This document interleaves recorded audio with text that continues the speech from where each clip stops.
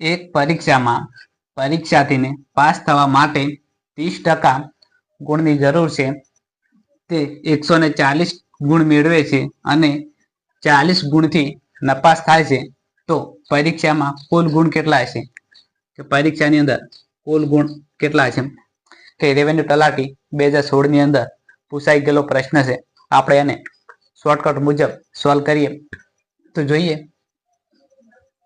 કે શોર્ટકટ મુજબ સોલ્વ કરીએ કે એક પરીક્ષામાં પરીક્ષાર્થીને પાસ થવા માટે ટકાવારીમાં કહીએ તો કે 30% ગુણની જરૂર છે. કે ટકાવારીમાં કહીએ તો કે 30% ગુણની જરૂર છે અને 140 ગુણ મેળવે છે.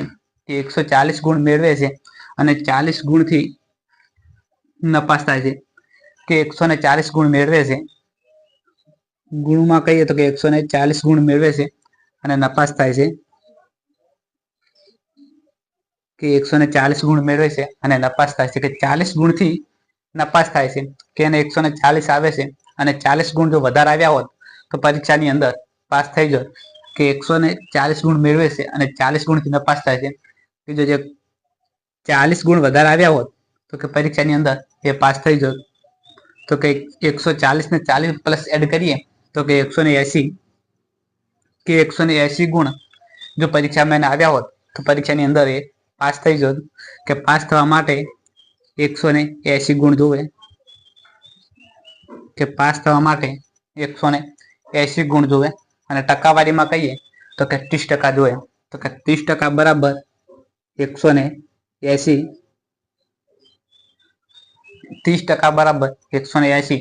તો કે કુલ ગુણ માંગે છે તો કે 100% બરાબર કેટલા? કે 100% બરાબર કેટલા? ચોકડી ગુણાકાર કરીએ તો કે 180 ગુણ્યા 100 ભાગ્યા 30 કરીએ અને ભાગાકાર કરીએ તો કે 0 0 ઉડી જાય છે. 3 છંગ 18 અને 100 અને 6 અંગાત ગુણાકાર કરીએ તો કે 100 ગુણ્યા 100 તો કે 600. કે 600 કે કુલ ગુણ પરીક્ષાની અંદર 600 ગુણની પરીક્ષા હશે.